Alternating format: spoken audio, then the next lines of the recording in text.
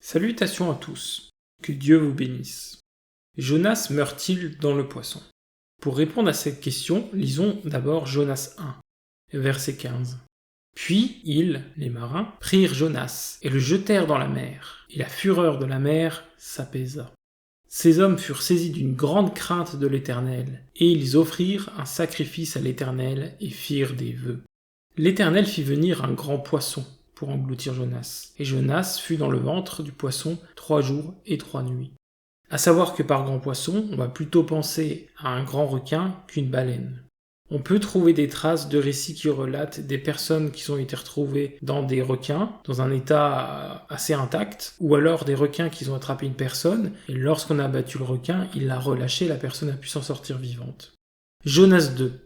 Jonas, dans le ventre du poisson, pria l'Éternel son Dieu. Il dit « Dans ma détresse, j'ai invoqué l'Éternel, et il m'a exaucé, du sein du séjour des morts, le Shéol. J'ai crié, et tu as entendu ma voix. » Les versets de Jonas pourront être associés à ceux de Psaume. Ici, le psaume 120.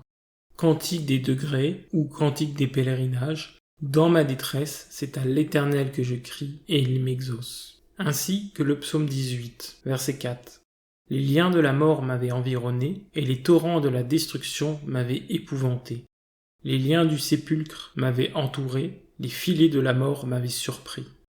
Tu m'as jeté dans l'abîme, dans le cœur de la mer, et les courants d'eau m'ont environné. Toutes tes vagues et tous les flots ont passé sur moi. Ici, l'abîme peut faire référence à la mer, au fait qu'il est complètement sous l'eau, mais peut aussi faire référence justement au Shéol, juste avant, au sein du séjour des morts. Lorsque Jonas dit « du sein du séjour des morts, j'ai crié », tu m'as jeté dans l'abîme, on peut estimer que là, Dieu lui a donné la mort.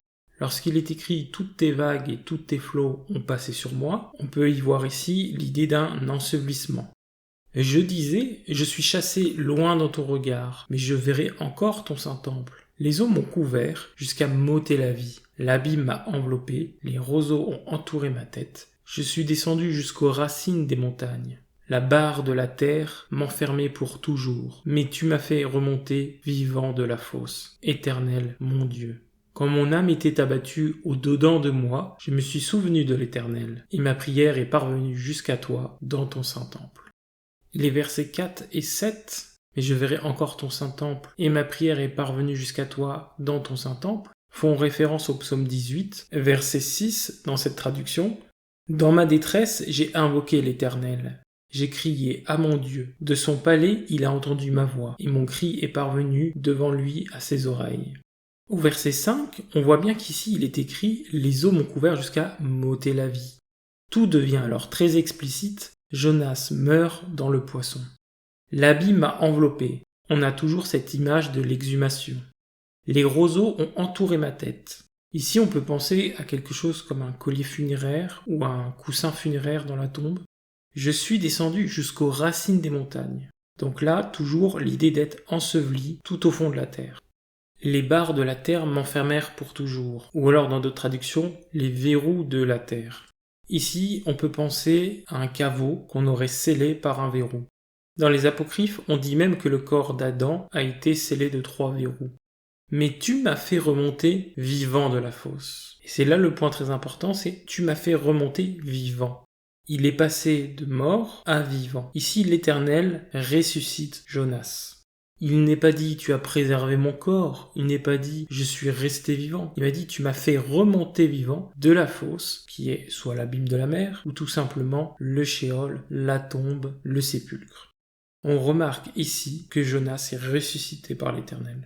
Ensuite, au verset 10, il est écrit « L'Éternel parla au poisson, et le poisson vomit Jonas sur la terre. » Donc, après que l'Éternel a fait remonter Jonas de la fosse, il va parler au poisson pour le faire recracher. C'est comme si le moment où l'Éternel fait vomir le poisson est comme une sortie de Jonas de son caveau. D'ailleurs, cette résurrection est une préfiguration de la résurrection de Christ.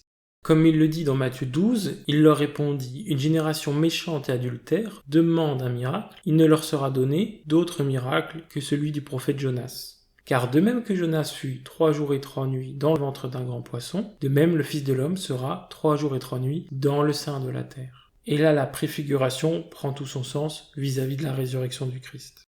J'espère que cela vous aura plu. Que Dieu vous bénisse.